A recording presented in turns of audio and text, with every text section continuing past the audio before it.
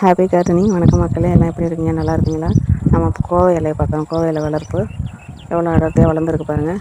இதெல்லாம் நம்மளாம் விதை போடுறது இல்லைங்க, தானாக அந்த காக்கெல்லாம் எச்சம் பிச்சு அதனால வர்றது. அதனால அதை அப்படியே படர விட்டோன்னு வச்சுங்க, நல்லா படர்ந்துடும். அதில் காயும் நமக்கு கிடைக்கும். இந்த கோவை இலை உடம்புக்கு ரொம்ப நல்லதுங்க, சளிக்கு ரொம்ப ரொம்ப நல்லது. தொண்டை கபம், நெஞ்சில் உள்ள கபத்தெல்லாம் எடுக்கும். சளிக்கு அவ்வளோ ஒரு நல்ல வந்து சுகருக்கு அந்த கீரை நல்லது. இதை சாறு வச்சோ இல்லை வந்து சும்மா பெரட்டியே சாப்பிட்டீங்கன்னு வச்சுக்கோங்க, உடம்புக்கு அவ்வளோ நல்லது. இப்படியே சொல்கிறேன்னு பார்க்காதீங்க, இதெல்லாம் நீங்கள் ட்ரை பண்ணி பாருங்கள். கண்டிப்பாக இந்த வீடியோ உங்களுக்கு ரொம்ப பிடிக்கும், யூஸ்ஃபுல்லாகவும் இருக்கும். உடம்புக்கு எதெல்லாம் தேவையோ அதெல்லாம் எடுத்துக்கோங்க. அதை கீரை உடம்புக்கு கண்ணுக்கு எல்லாத்துக்கும் ரொம்ப ரொம்ப நல்லது. அடிக்கடி எடுத்துக்கோங்க. நீங்களும் இந்த மாதிரி மாடி தோட்டத்தில் கோவைக்கீரைலாம் வளங்க. கோவை காயும் கிடைக்கும், கோவை கீரையும் கிடைக்கும். இந்த வீடியோ பிடிச்சிருக்குன்னு நினைக்கிறேன். இந்த வீடியோ பிடிச்சிருந்தால் லைக் பண்ணுங்கள், ஷேர் பண்ணுங்கள், சப்ஸ்கிரைப் பண்ணுங்கள்.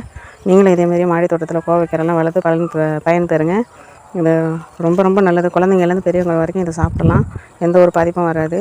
பாருங்கள் எவ்வளோ அழகாக இருக்குன்னு அடர்த்தியாக. நன்றி, வணக்கம்.